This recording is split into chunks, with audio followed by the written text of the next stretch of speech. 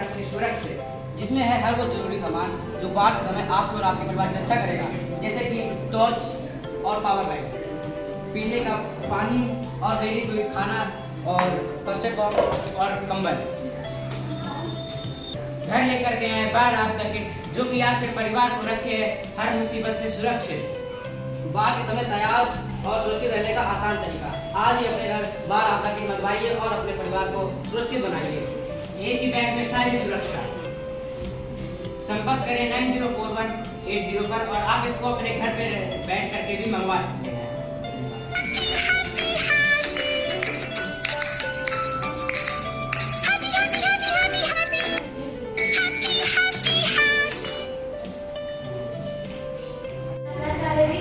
और मेरे प्यारे सहपाठियों, मैं नन्या वाजपेयी पॉलीट्रॉन सदन से एक विज्ञापन को प्रस्तुत करना चाहती हूँ। मेरे विज्ञापन का विषय है यातायात पुलिस।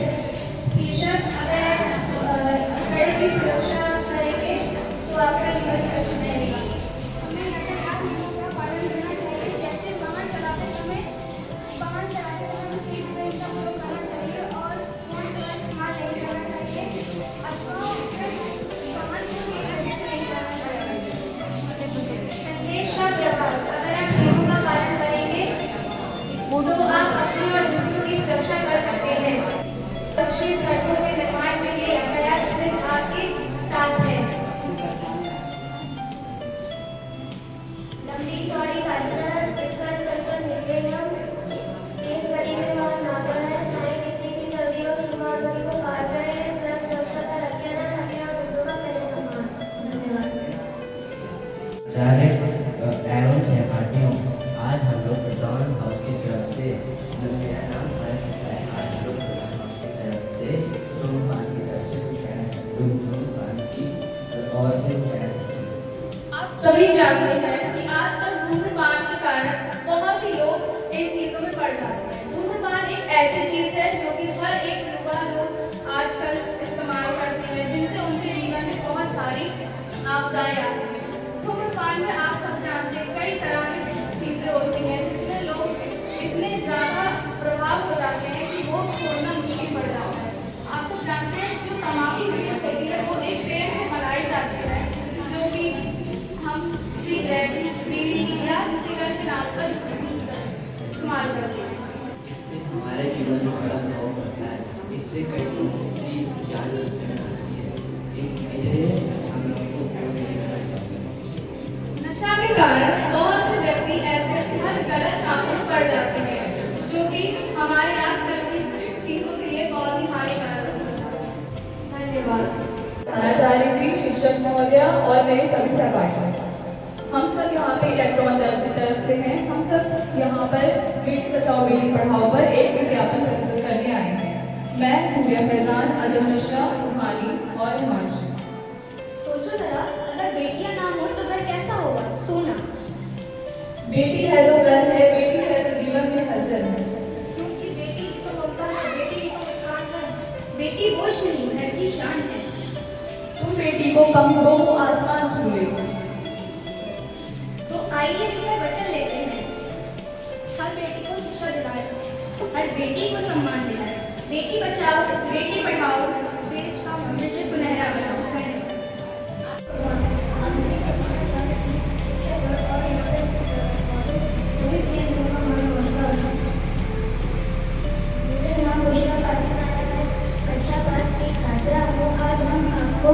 व्याकरण परिचय के अंतर्गत क्रिया विशेषण के बारे में बताएं। जो शब्द वाक्य में क्रिया की विशेषता प्रकट करते हैं उन्हें क्रिया विशेषण कहते हैं। क्रिया विशेषण के 4 भेद होते हैं। मैं कालवाचक क्रिया विशेषण हूँ। मैं क्रिया के समय का होने का बोध कराती हूँ। मेरे उदाहरण हैं, श्यामू कल मेरे घर आया था, मैंने उनका खाना खाया था।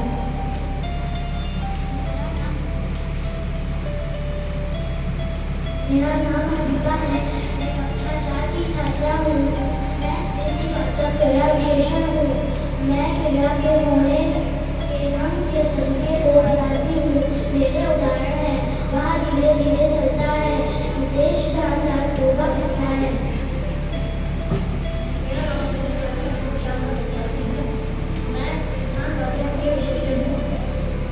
मैं क्रिया के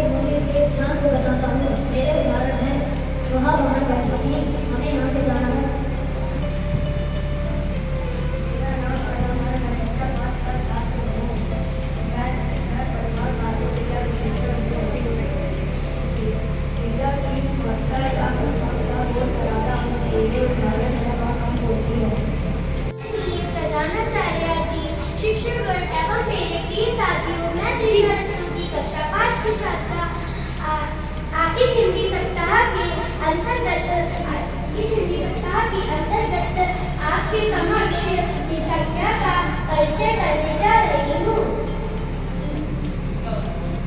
किसी व्यक्ति को संज्ञा की परिभाषा किसी व्यक्ति, वस्तु, स्थान अथवा भाव के नाम को संज्ञा कहते हैं। उदाहरण राम, कार, ताजमहल आदि। आइए मिलते हैं मेरे साथियों से मेरे भेदों से। मैं हूँ व्यक्तिवाचक। किसी विशेष व्यक्ति, वस्तु, स्थान के नाम का बोध कराने वाले शब्दों को व्यक्तिवाचक संज्ञा कहते हैं। भाववाचक संज्ञा। भाववाचक संज्ञा जो शब्द भावों का बोध कराते हैं उन्हें भाववाचक संज्ञा शब्द कहते हैं। उदाहरण रोना, दुख, हंसना, बुढ़ापा आदि। वाचक संज्ञा किसी वह संज्ञा शब्द जिनसे वर्ग या जाति का बोध हो उन्हें जातिवाचक संज्ञा कहते हैं। उदाहरण लड़का, कुत्ता, विद्यालय आदि। मैं हूँ द्रव्यवाचक संज्ञा। जिन शब्दों से किसी धातु, द्रव्य या पदार्थ का द्रव्य का बोध कराने वाले शब्दों को द्रव्यवाचक संज्ञा कहते हैं। समूहवाचक संज्ञा। समूहवाचक संज्ञा वह संज्ञा शब्द जिनसे समूह या समुदाय का होने का बोध हो उन्हें समूहवाचक संज्ञा शब्द कहते हैं। उदाहरण गाय का झुंड, सेना, परिवार आदि। के साथ हम अपनी वाणी को विराम देते हैं। धन्यवाद। मैं प्रधानाचार्य, शिक्षक और मेरे मित्रों, हम सब प्रधान सदन के छात्र हैं। हमारा प्रज्ञान संज्ञा एवं उसके भेद है। मैं आज आपको संज्ञा के बारे में बताने जा रहा हूँ। संज्ञा किसी व्यक्ति, प्राणी, इंसान, जानवर, गुण, भाव या वस्तु के नाम को संज्ञा कहते हैं। जैसे राम, कानपुर, तेल आदि। इसके तीन भेद होते हैं: व्यक्तिवाचक संज्ञा, जातिवाचक संज्ञा, भाववाचक संज्ञा। व्यक्तिवाचक संज्ञा एक विशेष व्यक्ति, स्थान के नाम को व्यक्तिवाचक संज्ञा कहते हैं। जैसे राम, दिल्ली, गंगा आदि। ये संज्ञाएं किसी विशेष या सामान्य नाम ना होकर एक व्यक्ति, वस्तु, स्थान को दर्शाती हैं। भाववाचक संज्ञा जिस संज्ञा शब्द से किसी वस्तु के गुण, दशा, व्यवहार या गुण का बोध हो उसे भाववाचक संज्ञा कहते हैं। उदाहरण बचपन, बुढ़ापा, निर्धनता, विनाश, भाववाचक आदि भाववाचक संज्ञाएं हैं। संक्षेप में आप किसी भी चीज की अवस्था को या उसके भाव का अनुभव कर सकते हैं लेकिन उसे छू या देख नहीं सकते। भाववाचक संज्ञा होती है। जातिवाचक संज्ञा यह वह संज्ञा है जिससे किसी एक जाति या वर्ग के सभी प्राणियों या वस्तुओं का बोध होता है। यह किसी विशेष व्यक्ति, स्थान या वस्तु का नाम नहीं बताती बल्कि उसके पूरे वर्ग को दर्शाती है। उदाहरण के लिए लड़का, नदी, पुस्तक, नगर आदि। जातिवाचक संज्ञा के दो भेद होते हैं: समूहवाचक, द्रव्यवाचक। समूहवाचक यह वह संज्ञा है जिससे किसी व्यक्ति या वस्तु के समूह या समुदाय का बोध होता है, ना कि अकेली वस्तु का। उदाहरण टोली, सेना, भीड़। द्रव्यवाचक संज्ञा यह वह संज्ञा है जो किसी पदार्थ, सामग्री या द्रव्य का बोध कराती है जिसे मापा या तौला जा सके। उदाहरण सोना, चांदी, तेल, पानी, दूध आदि। धन्यवाद। सुप्रभात आदरणीय प्रधानाचार्य जी एवं शिक्षकगण। मेरा नाम वर्तिका सिंह, मैं पांचवी कक्षा में पढ़ती हूँ। मैं पॉलीगॉन सदन की तरफ से हूँ। मैं संज्ञा हूँ। संज्ञा किसी व्यक्ति, वस्तु, स्थान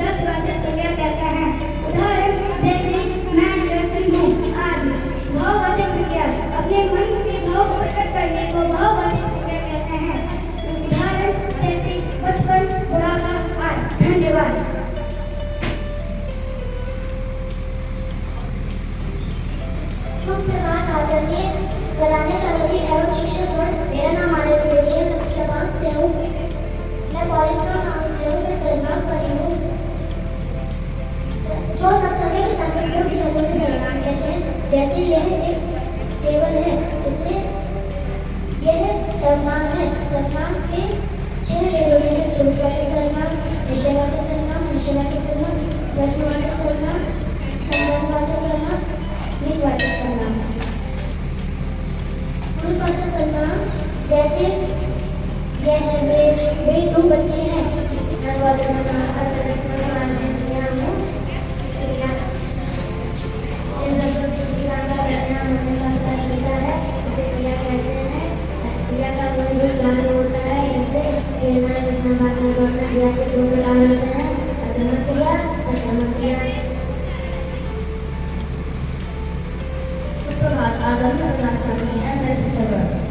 मैं अब्दुल वली अच्छा जानते हैं। मैं विशेषण हूँ।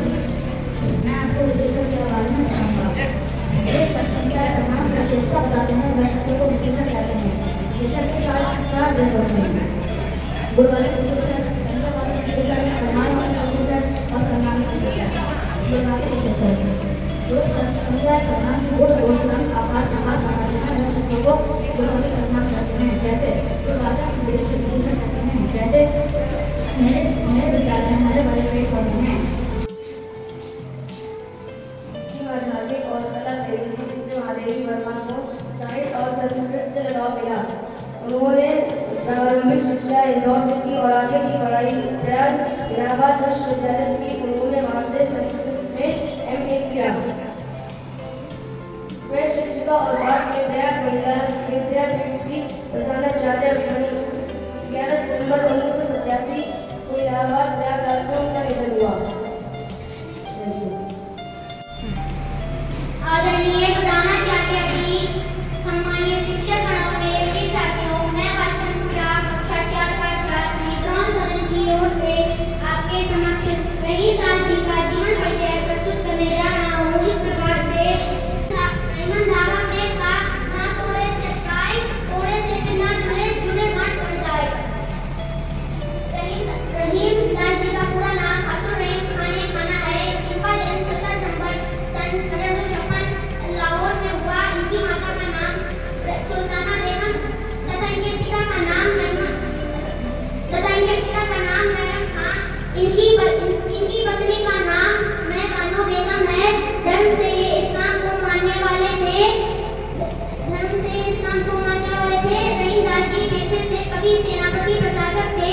राज अकबर के नवरत्नों में प्रमुख रत्न से प्रसिद्ध हुए। इनकी मृत्यु 1 अक्टूबर सन 1627 ईस्वी आगरा में हुई।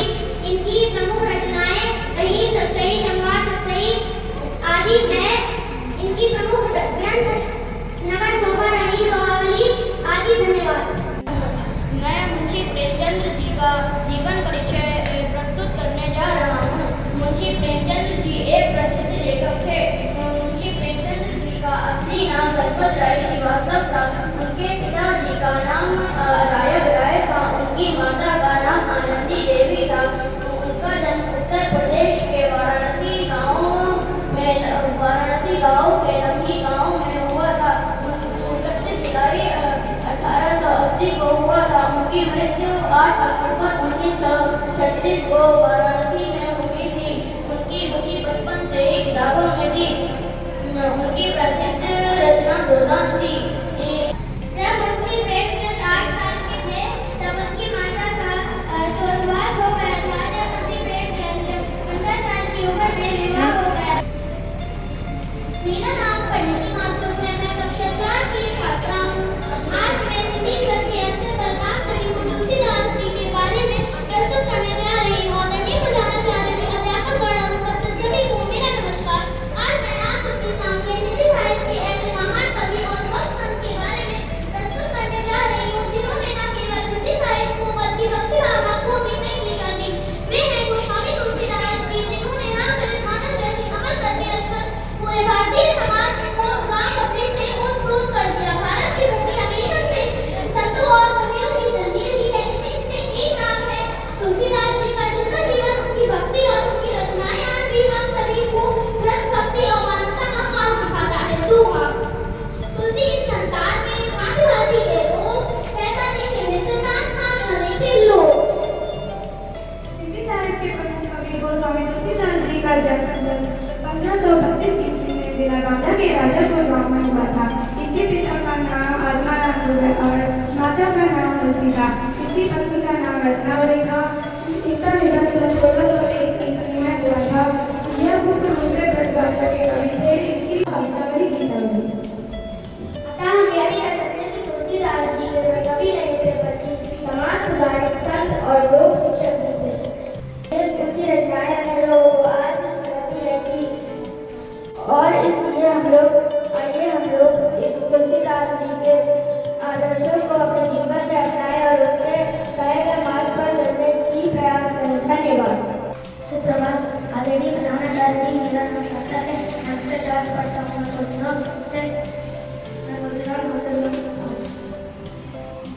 मैं आपके सामने महादेवी वर्मा का जीवन परिचय की कुछ लाइनें प्रस्तुत करना चाहता हूँ। महादेवी वर्मा का जन्म 26 मार्च 1907 को हुआ था।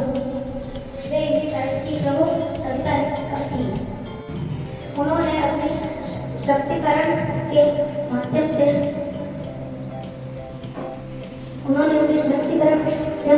सुधार और मानवीय